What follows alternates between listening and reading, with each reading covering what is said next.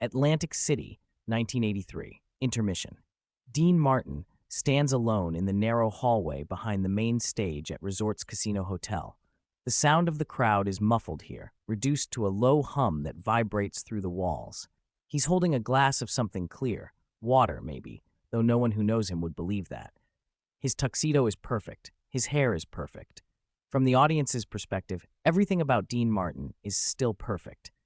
Then a stagehand appears. Young kid, maybe 22, nervous.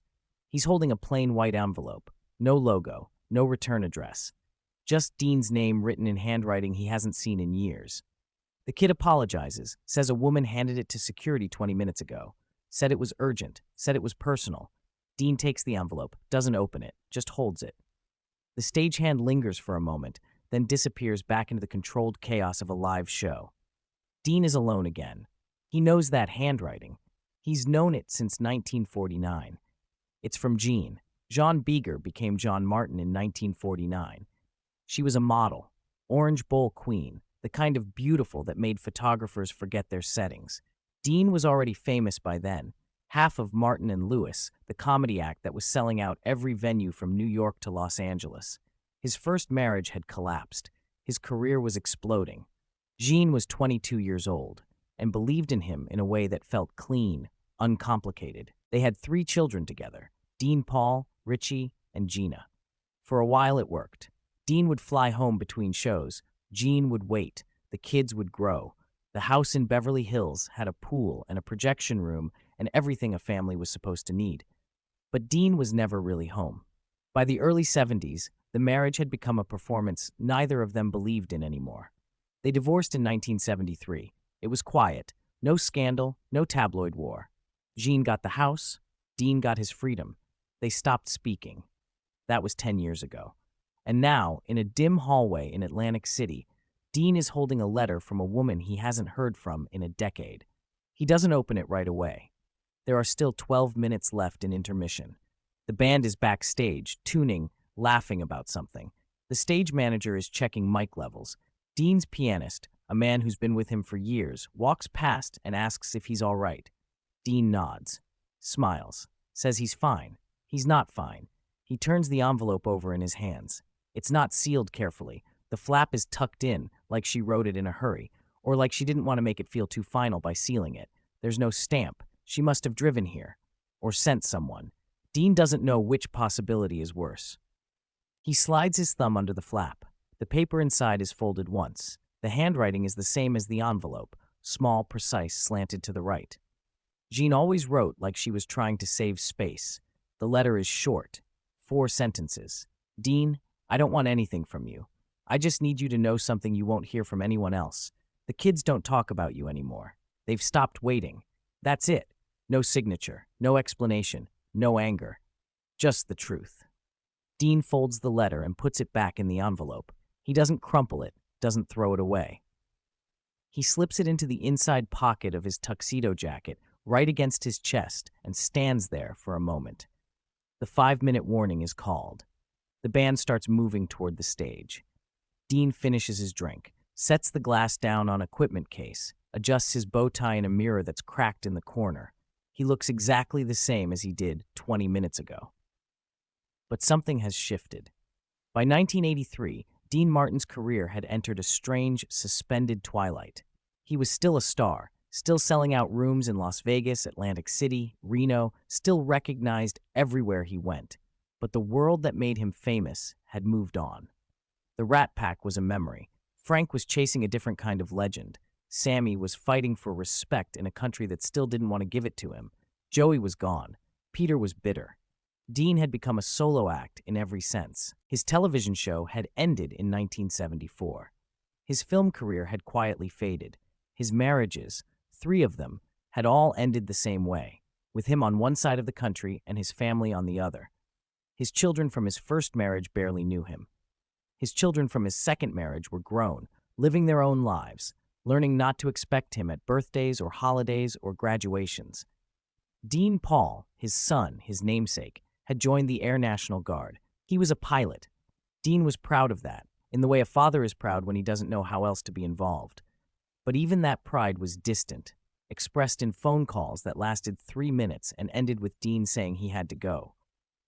Richie was trying to make it in music. Gina was married. They had lives Dean wasn't part of. And now Jean, who had stayed silent for 10 years, who had never asked him for anything after the divorce, was telling him what he already knew but had never let himself believe. They'd stopped waiting. The second half of the show begins exactly on time. Dean walks back on stage to applause. The lights are warm. The audience is full, mostly older couples, some younger tourists, all of them here to see a legend. Dean picks up the microphone, smiles, makes a joke about the cocktails during intermission. The audience laughs. He sings "Everybody Loves Somebody." His voice is smooth, effortless. The band is tight. The arrangement is the same one he's used for 20 years. Every note lands where it's supposed to. Every pause is timed perfectly. To anyone watching, this is Dean Martin doing what Dean Martin does, making it look easy. But his pianist notices something. Dean's eyes aren't moving. Usually, he scans the crowd, makes eye contact, winks at someone in the third row, plays to the room. Tonight, he's looking just past the audience, at a point somewhere in the middle distance, where the lights fade into shadow. He finishes the song. The applause is loud. Dean doesn't acknowledge it the way he usually does. He just nods once and moves into the next number. That's Amore. The crowd loves this one. Always has. It's the song that defined him for an entire generation. The smooth Italian crooner, the romantic lead, the guy who made everything feel lighter. Dean sings it the way he's sung it 1,000 times before. The tempo is upbeat, the lyrics are playful, the audience is swaying, but there's something wrong. The performance is perfect. Too perfect. Dean isn't improvising, isn't throwing in the little ad-libs he usually does, isn't playing with the phrasing. He's singing the song exactly as written, every word in its place, every note technically correct. It's flawless, and it's empty.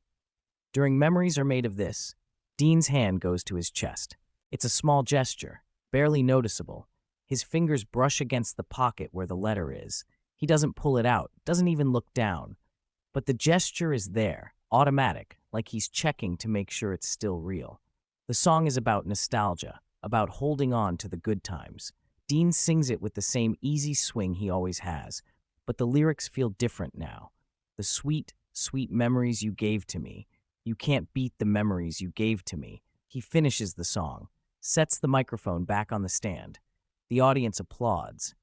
Dean picks up a glass of water from the piano, takes a sip, looks out at the crowd. For 3 seconds, he's completely still. Then he picks the microphone back up and starts the next song. The show runs 90 minutes. Dean performs every song on the set list, doesn't cut anything, doesn't rush, doesn't give the audience any reason to think something's wrong. He tells jokes between numbers, banters with the band, does the whole routine. But the people who know him, the musicians, the stage crew, the manager standing in the wings, can see the difference. Dean Martin is there, but the man inside the performance has disappeared.